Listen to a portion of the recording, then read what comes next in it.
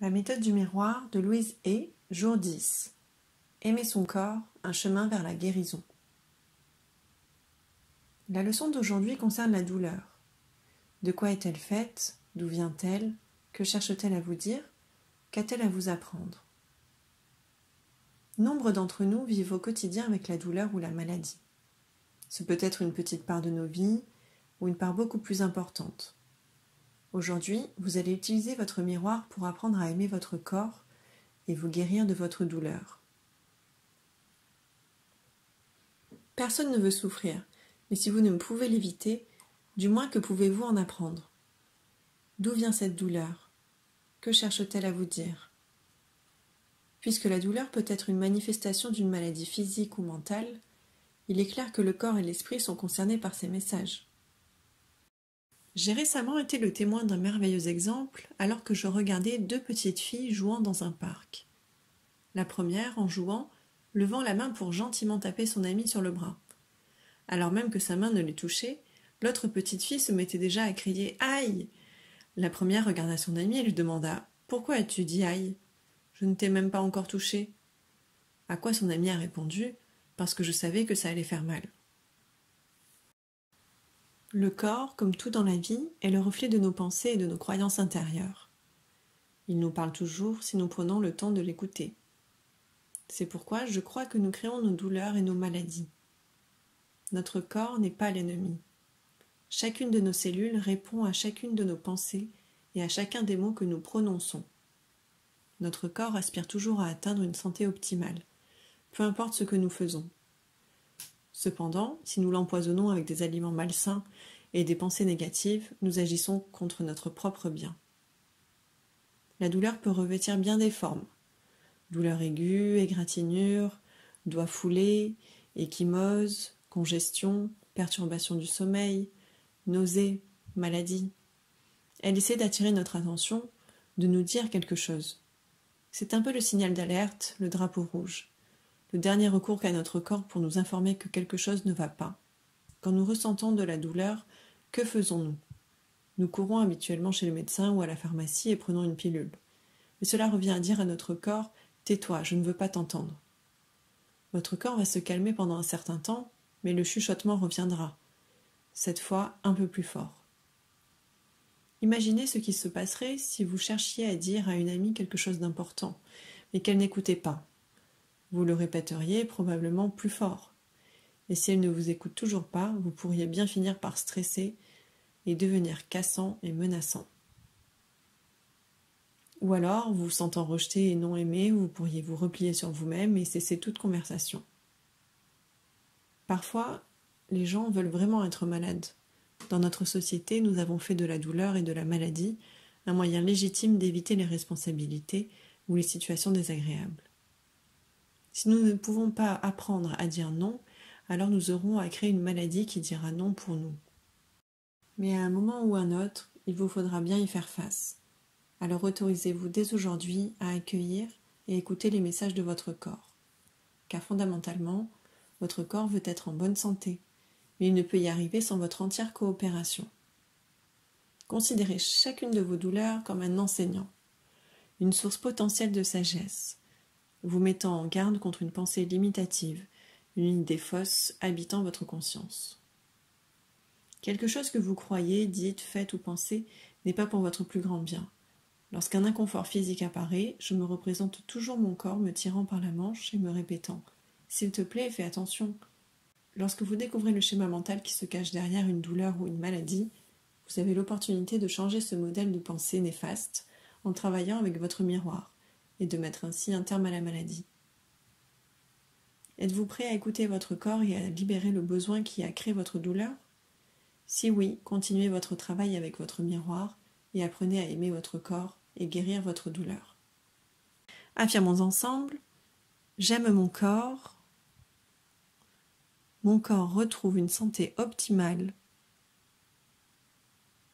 car je lui offre ce dont il a besoin à tous les niveaux. »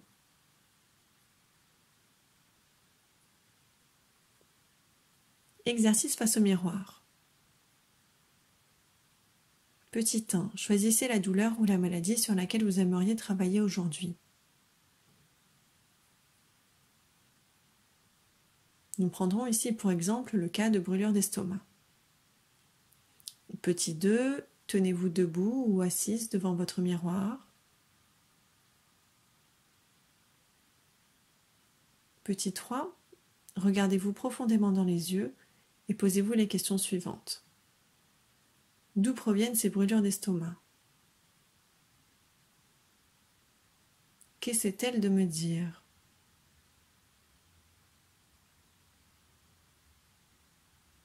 Ai-je mangé des aliments malsains? De quoi ai-je peur?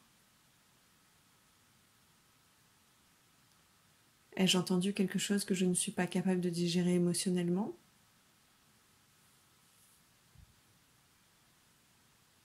Suis-je stressée par une situation urgente que je remets à plus tard?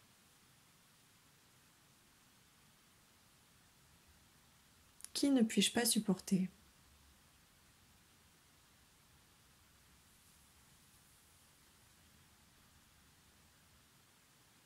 Petit 4, quelle que soit la douleur ou la maladie qui vous habite à ce jour, vous pouvez répéter ces affirmations. Je respire librement et pleinement. Je respire librement et pleinement. J'écoute les messages de mon corps. J'écoute les messages de mon corps. Je nourris mon corps avec des aliments sains et nourrissants. Je nourris mon corps avec des aliments sains et nourrissants. Je laisse mon corps se reposer autant que nécessaire. Je laisse mon corps se reposer autant que nécessaire. J'aime mon corps, il est merveilleux. J'aime mon corps, il est merveilleux. Je suis en sécurité. Je suis en sécurité. Je fais confiance au processus de la vie. Je fais confiance au processus de la vie. J'ai confiance. J'ai confiance. Continuez à répéter ces affirmations.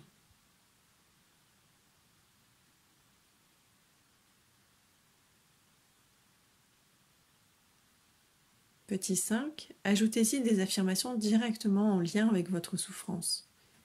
Vous pouvez consulter mon livre D'accord avec ton corps de A à Z pour y trouver les différents schémas mentaux à l'origine des douleurs et des maladies, ainsi que les affirmations positives correspondantes. Si vous avez des problèmes d'estomac par exemple, vous pouvez dire « J'aime mon estomac, je t'aime vraiment, mon beau ventre plein de santé. Je t'offre de tout cœur des aliments sains et tu les digères avec joie. Je t'autorise à être en parfaite santé. » Petit 6, répétez ces affirmations 2 ou 3 fois de plus. Le pouvoir est en vous. Exercice de réflexion. Petit 1. Lorsque vous ressentez de la douleur ou de l'inconfort, prenez le temps de respirer profondément.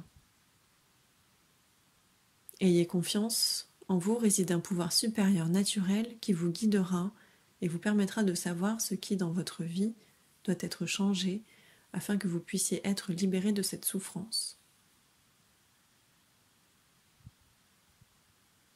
Petit 2.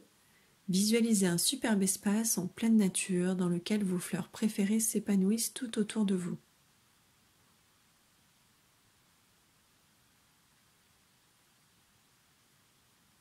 Sentez et humez l'air doux et chaud alors qu'un vent souffle doucement sur votre visage.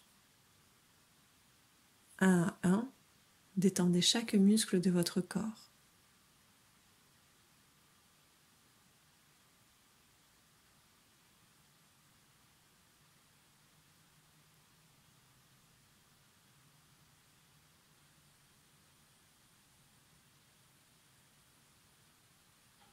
Petit 3, posez-vous les questions suivantes. De quelle façon suis-je en train de contribuer à ce problème?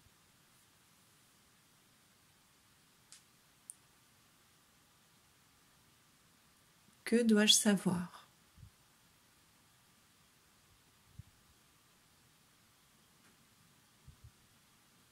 Quels domaines de ma vie ont besoin d'être changés?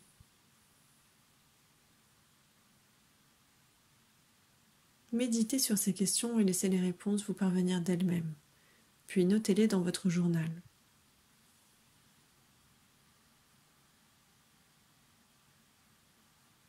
Petit 4. Choisissez l'une des réponses que vous avez reçues lors de l'étape précédente et rédigez un plan d'action sur lequel vous pouvez travailler aujourd'hui.